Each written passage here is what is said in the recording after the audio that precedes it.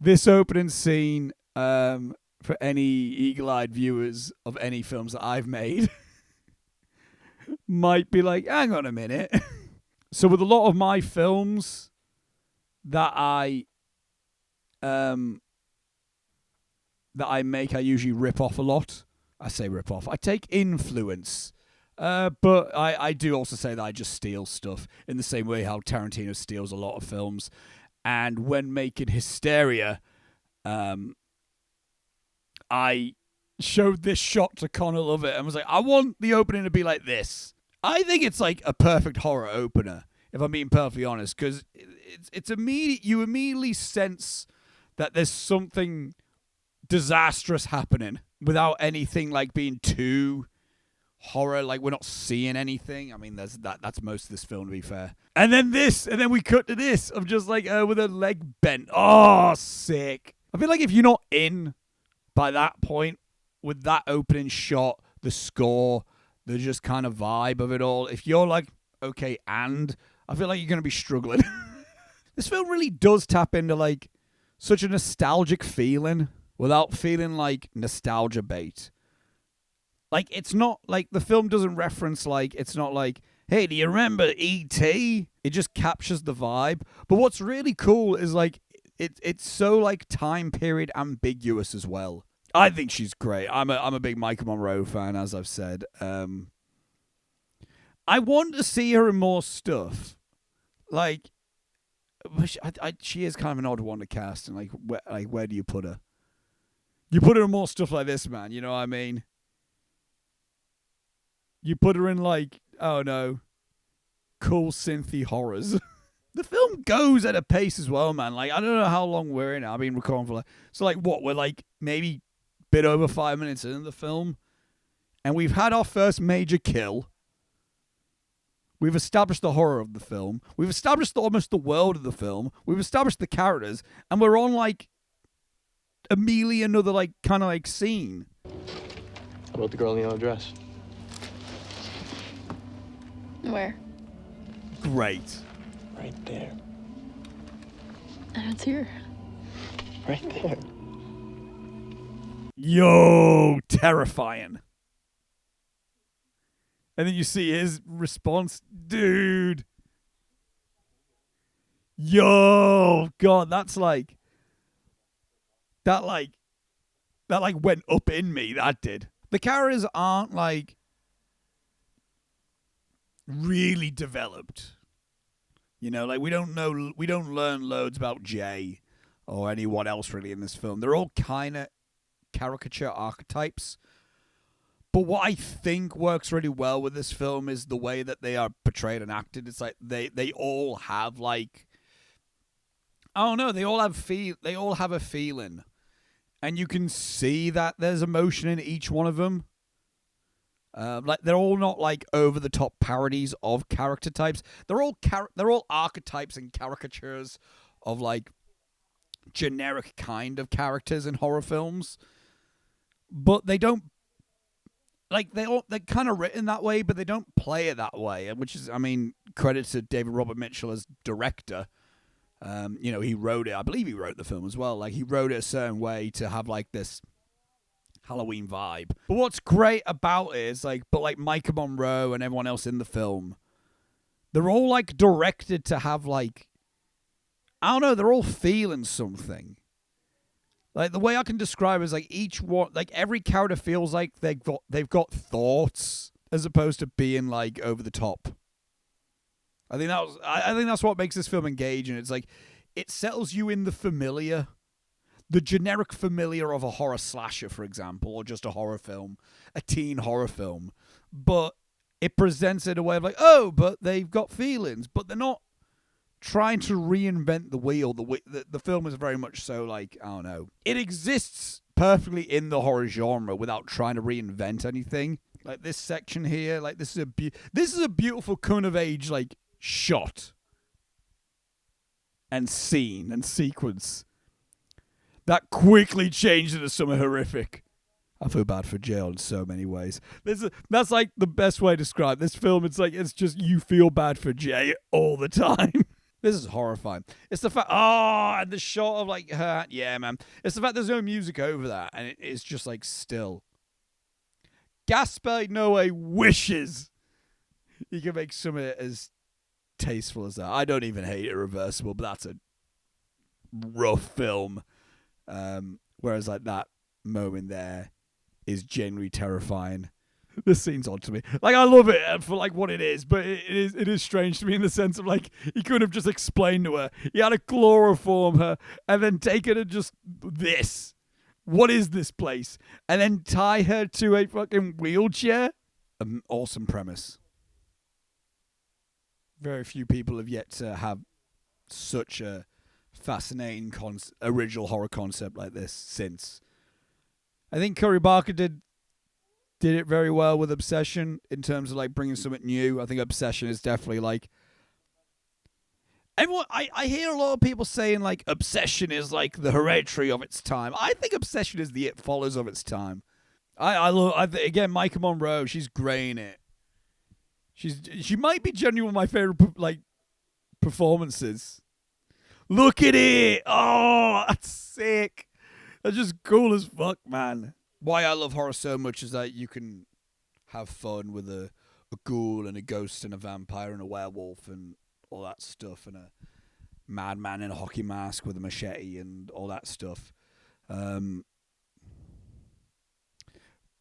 you can have fun with it, but you can layer so much like an actual like human tragedy storyline amongst it all. And for example, with this film, it's like it's such a heartbreaking depiction of rape victim, but instead of an STD, it's literally like some sort of like supernatural demon or whatever the fuck. But like the recovery from that, like the film, I think the film does it so tastefully. Like look at that, like it's like looking at her body, like not even recognizing herself really anymore. With that context and viewing the film through that kind of a lens, stuff like this is so much like, fuck, you know. I didn't jump, but it did kind of caught me off guard. It did rip me out my train of thought, I will say that. This film reeks of Halloween, by the way. I'll tell my stupid Halloween story that I thought. So, cut back 2018, there was a period of time when I was excited for the new Halloween film. And I still don't mind that film, but I was very excited for that film. And when looking into the film, before actually properly looking in, I saw the director's name is David Gordon Green. Now me being an idiot, I read that and my brain thought it said David Robert, and I thought David Gordon Green was the guy who did It Follows. Because in my head, I remember the director of It Follows is David, middle name, last name. So I thought, oh, David Gordon Green, that's the guy who did It Follows. And I was so excited because I was like, I loved It Follows, and I still love It Follows, but I was like in love with this film at that period of time. And I was like, oh, that guy's going to do the Halloween film. That's insane. And then I realized, oh, no, David Robert Mitchell is the guy who did It Follows. David Gordon Green is the guy that did Pineapple Express. So we didn't get David Robert Mitchell doing a Halloween film, which I would have loved. Horrifying sequence happening right now. Yo! It's so horny. It's the fact that she's just walking. In theory, it's like, well, she's not gonna. What's she gonna do? She can't phase through the wall. Ugh! This shot is skin crawling. It does play into the bit of the trope of scary old women. It's the way she's lit though as well. She's lit kind of top down to like accentuate like the eyeshadows. So it's, it is. I'm not just saying old women scare me. What popcorn is he eating? Are we sweet or salted guys? I'm a salted popcorn guy myself. Salted popcorn, some M&Ms on top. You've got it. That's where it's at, guys.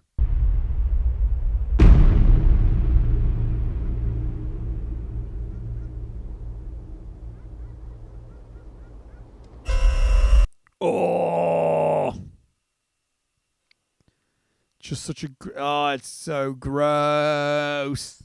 That's imagery that feels like Curry Barker would have done. I love it so much of like just keeping that whole section in slow motion. David Robert Mitchell like insists that you sit in that horror moment while still keeping like in context. You would see that and then fucking run, but like for audience members goes, let's let you sit through that longer. Here we're coming one of the sickest scenes in any horror. Oh, yo,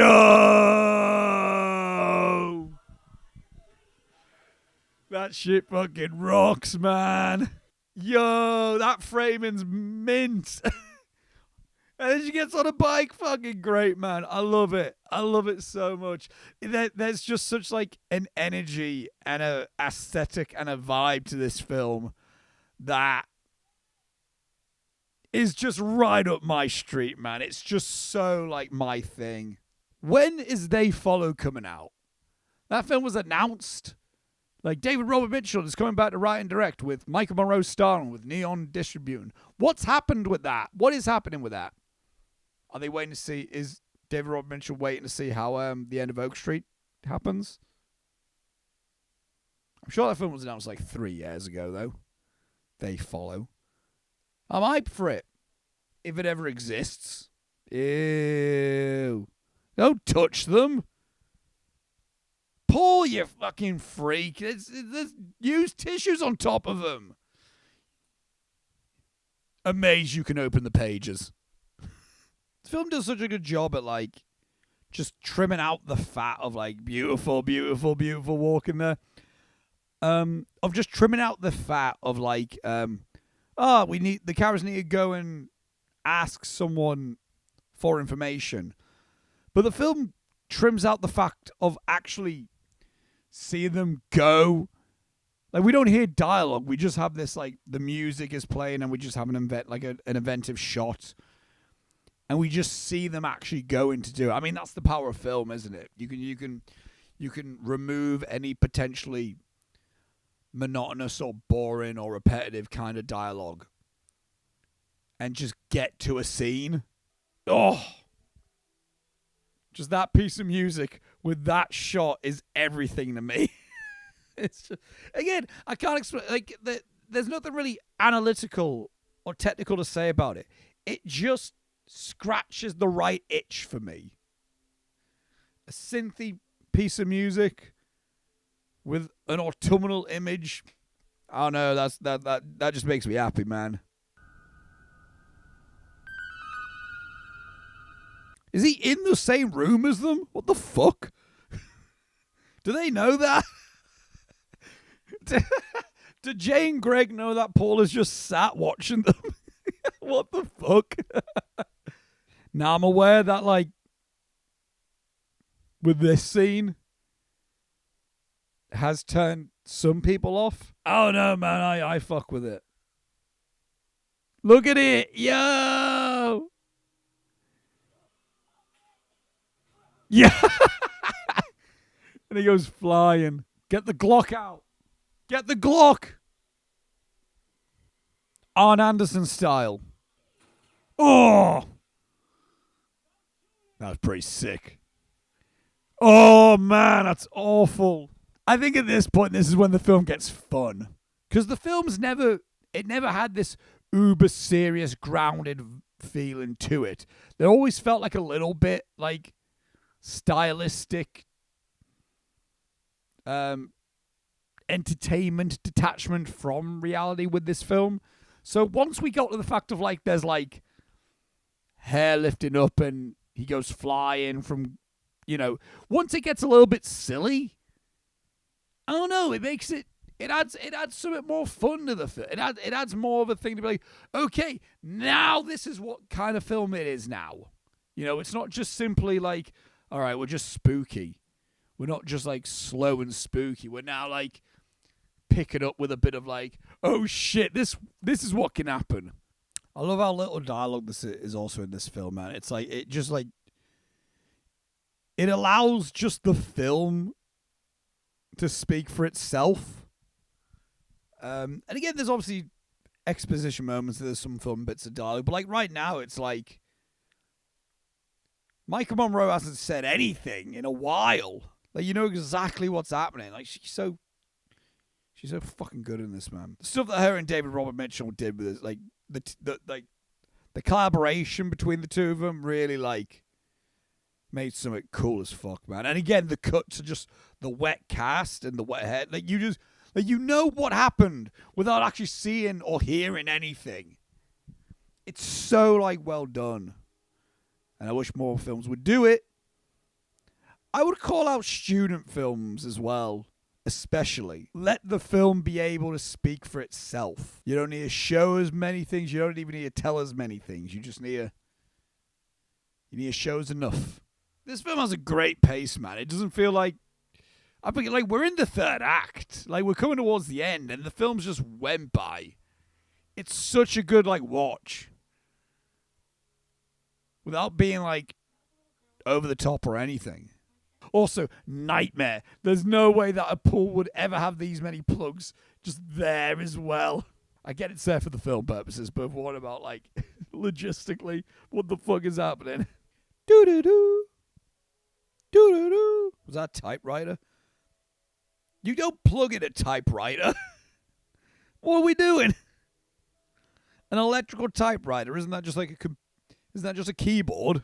Yeah, look at it. It's a typewriter that's plugged in. What is this? I fuck with the conclusion of this film, man. And obviously we're about to get to it, but I think it's such a cool, like, location for something like this to happen. By the way, Jay when asked, like, what does it look like? And Jay's like, I don't want to tell you. It's just a bearded man in a vest and boxers. Like, like, look at him. Like, that guy's not like, it's not like, I can't tell you what he looks like. Nightmare. Oh, fuck me. Great. I love that. God, that'll be terrifying for her. Great shot. Bang! Right in the dome. It's cool as fuck, man. Do you feel any different? What a thing to ask after you've just had sex. You feel any different? And then she just looks like that. No. I mean, that's also really, like, nice, like, almost, like, exchange as well, I think. Obviously, because a lot of people who haven't had sex have this built-up expectations. And that little small exchange, like, do you feel any different? No. Because you just don't, you know? It's not like all of a sudden you become a different person after you've had sex, is it? So that is It Follows. Written and directed by David Robert Mitchell. I love the film. Absolutely love it. I still fuck with it hard, man. Links are in the description below for the Crazy Stupid Kino Instagram page, as well as my own Instagram page. And Letterboxd account, so you can see what I log and what I watch and everything. If you like the video, make sure to give it a like and share. Subscribe to the channel if you like this to see more videos of the like. And yeah, till next time, I shall see you later.